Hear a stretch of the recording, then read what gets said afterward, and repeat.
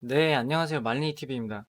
오늘은 유상증자의 기본 개념을 조금 알기 쉽게 설명을 드리고 관련된 공시를 파악하는 시간을 좀 가져보려고 합니다.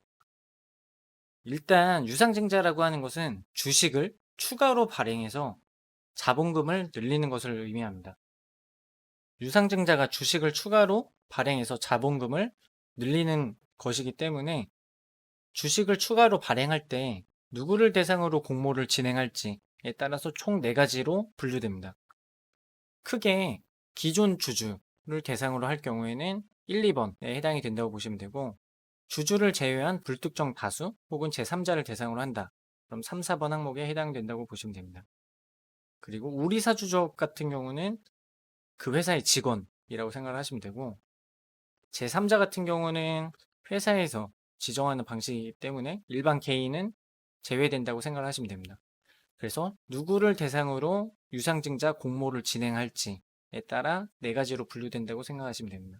네, 다음은 유상증자 공시 순서입니다. 제가 유상증자 공시 순서를 거창하게 정리해 보았지만 쉽게 설명드리면, 회사가 자본금을 조달하기 위해 유상증자를 결정했다면 알려야겠죠? 그래서 제일 먼저 유상증자를 공시합니다. 그런데 회사가 유상증자를 하려는 목적이 있을 거잖아요. 목적을 상세히 기술한 문서를 증권신고서 혹은 투자설명서라고 합니다. 다만 두 문서의 차이점은, 증권신고서는 금융감독원에 제출하는 목적이에요. 반면에 투자설명서는 투자자에게 제공하는 목적입니다. 물론 투자자에게 제공하기에 앞서 금융감독원이 전문가잖아요. 전문가니까 혹시 해당 문서를 보면서 정정할 내용은 없는지 검토를 합니다. 검토하면서 수정이 필요한 부분이 발생하면 정정신고서를 제출하라는 명령을 하기도 합니다. 그 후에 당연히 주식을 추가로 발행하기 위해선 발행하고자 하는 주식수와 발행가액이 결정이 돼야겠죠? 그를 통해서 어느 만큼의 자본금을 늘릴지를 결정할 수 있습니다. 그런데 실시간으로 주가가 변하고 있는데 아무렇게나 발행가액을 결정하면 안 되잖아요. 그렇기 때문에 1차, 2차 발행가액을 신중히 결정하면서 최종 발행가액을 결정합니다. 그리고 발행가액을 결정하다 보면은 당연히 유상증자를 하다 보면은 새로운 투자자들이 피해를 볼 수 있잖아요. 더 낮은 가격의 주식이 유입이 되기 때문에 그 사람들을 보호하기 위해 권리락을 실시합니다. 중간에 7번을 보시면 신주인수권 신규 상장이라고 있는데, 신주인수권 증서는 말 그대로 새로운 주식을 인수할 수 있는 권리 보증해주는 문서라고 생각하시면 돼요. 아파트 청약처럼 제가 주택 청약을 해서 당첨이 됐는데 아파트를 분양받고 싶지는 않은 거예요. 혹은 분양받을 돈이 없는 거예요. 그러면은 그냥 청약 권리를 피를 받고 팔고 하잖아요. 그거와 같은 개념이라고 생각하시면 됩니다. 새로운 주식을 받을 수 있는 권리를 청약을 통해 받았어요. 받았는데 실제 해당 주식을 받고 싶지는 않은 사람들을 위해서 권리를 사고 팔 수 있는 기간을 정해줍니다. 해당 기간 내에 일반 주식 거래처럼 신주 인수권 증서를 사고 팔면 되는 거예요. 그리고 실제 청약이 진행된 이후 경쟁률 등이 나타나잖아요. 그때 결과를 공시해 줍니다. 그래서 일단 구체적으로 제가 유바이오로직스라는 종목을 이제 검색을 해봤는데요. 검색 기간은 2020년 10월 1일부터 12월 31일까지 총 3개월 발행된 공시를 검색을 해봤고요. 좌측에 설명드렸던 공시 순서대로 어떻게 공시가 발행되는지를 한번 보여드리면, 먼저 1번 유상증자를 공시하죠. 공시하는 거는 보시면은 유상증자 결정이라고 되어 있어요. 그리고 공모 방식은 주주 배정 후 실권주 일반 공모 방식이라고 기재가 되어 있죠. 그리고 유상증자를 하려는 목적을 기술한 문서가 2개 있다고 했죠. 증권신고서와 투자설명서. 그 이후에 이제 1차 발행가액이 결정이 되고 권리락이 발생한다고 했고, 그 전에 보시면은 이제 수시로 투자설명서나 증권신고서 그리고 유상증자 결정했던 공시가 계속 정정되는 걸 보실 수 있어요. 이렇게 정정이 되는 걸 보실 수 있고, 권리락과 1차 발행가액이 결정이 됐으면 이제 위에 보시면은 신주 인수권 증서, 신규 상장이라는 내용을 보실 수 있어요.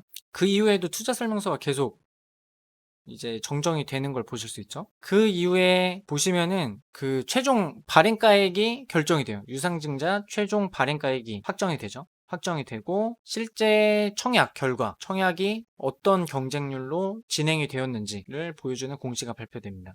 그럼 다음으로는 유상증자 일정에 대해서 말씀을 드리려고 해요. 유상증자 일정은 위에서는 이제 공시가 발행되는 순서를 설명드렸다고 하면 유상증자 일정은 실제 유상증자에 참여하는 이제 당사자가 있겠죠. 그 당사자가 공시를 통해서 반드시 알고 있어야 하는 일정이라고 생각을 하시면 돼요. 보시면 제가 파란색으로 공시를 통해서 확인할 수 있는 일자를 따로 구분을 해봤어요. 그 날짜를 기준으로 나머지 일자가 결정된다고 생각을 하시면 돼요. 실제 예시를 통해 조금 보여드리려고 하는데 우선 유상증자가 결정이 됐다고 했죠. 밑에 보시면은 일단 예정 발행가액이 나와 있고 그리고 청약 예정일이 나와 있고 신주 배정 기준일이 나와 있고 신주의 상장 예정일이 나와 있습니다. 좌측 화면에서 보시는 명목 유상신주 배정 기준일은 공시에서 신주 배정 기준일이라고 보시면 돼요. 그래서 유바이오로직스 같은 경우는 유상증자를 통해서 11월 13일에 배정 기준일이 결정되었습니다. 배정 기준일은 아무나 대상으로 유상증자를 할 수 없잖아요. 지금 해당 유상증자가 주주 배정 후 실권주 일반 공모 방식이라고 기재가 되어 있는데 이건 말 그대로 기존 주주를 대상으로 주식을 먼저 배정을 하는 거예요. 만약에 기존 주주를 대상으로 주식을 배정을 했는데 주식을 사기 싫어하는 사람도 있을 거예요. 그렇게 하면서 이제 주인을 잃은 실권주가 발생하겠죠. 그런 실권주 같은 경우는 일반 공모 방식으로 이제 진행을 하겠다라는 방식이에요. 증자 방식이.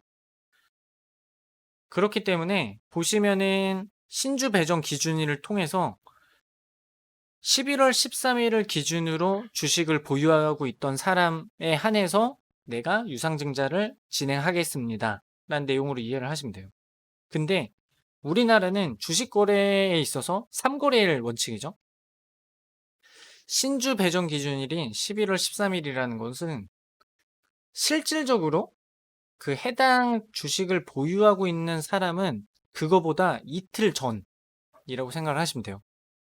제가 주식을 사더라도 잔금을 치르는 날짜는 주식을 산 날 포함해서 이틀 후가 되죠.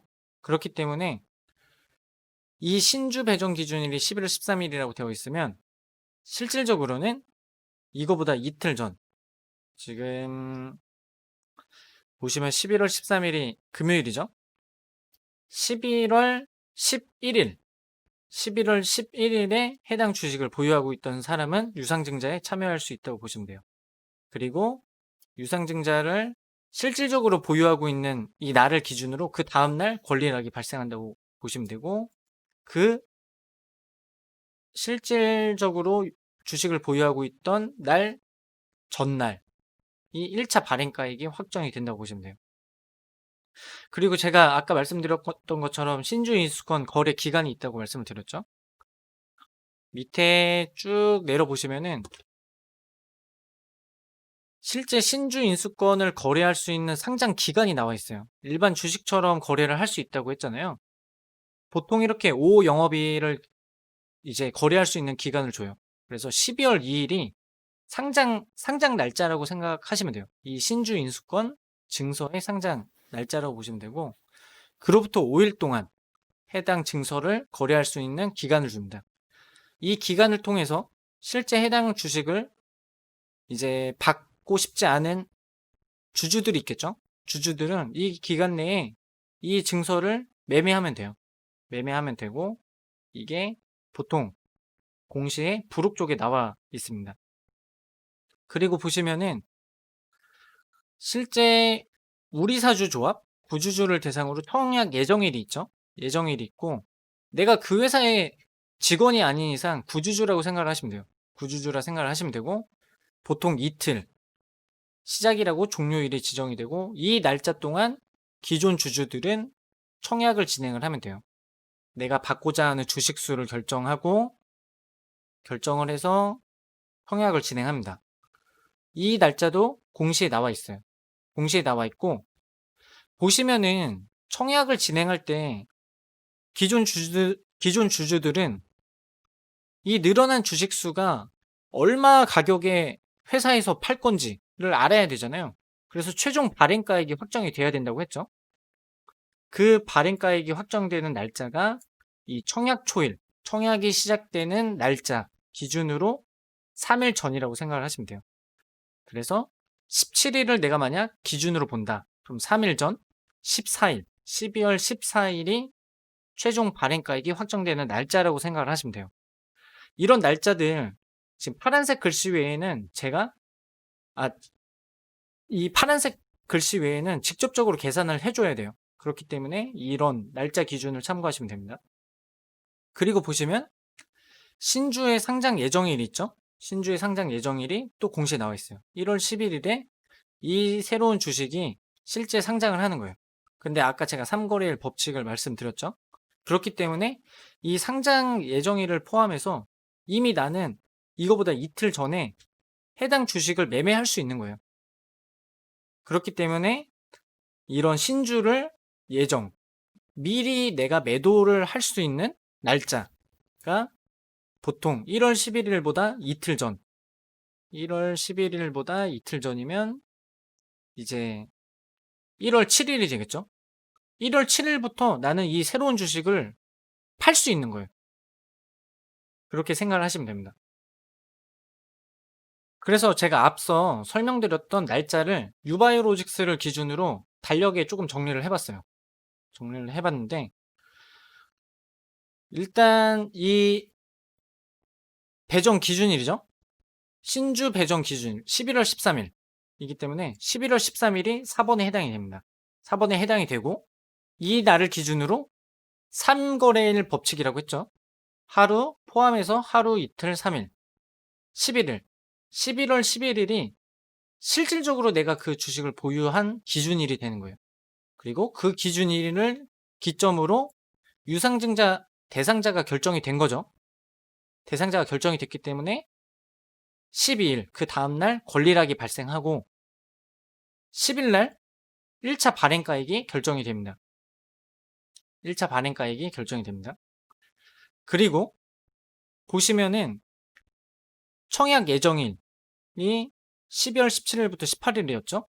청약 초일, 청약이 시작되는 날짜 12월 17일이 7번이라고 보시면 되고 이 청약 예정일을 기점으로 청약 초일을 기점으로 3일 전에 최종 발행가액이 결정이 된다고 말씀드렸죠. 그렇기 때문에 12월 14일에 최종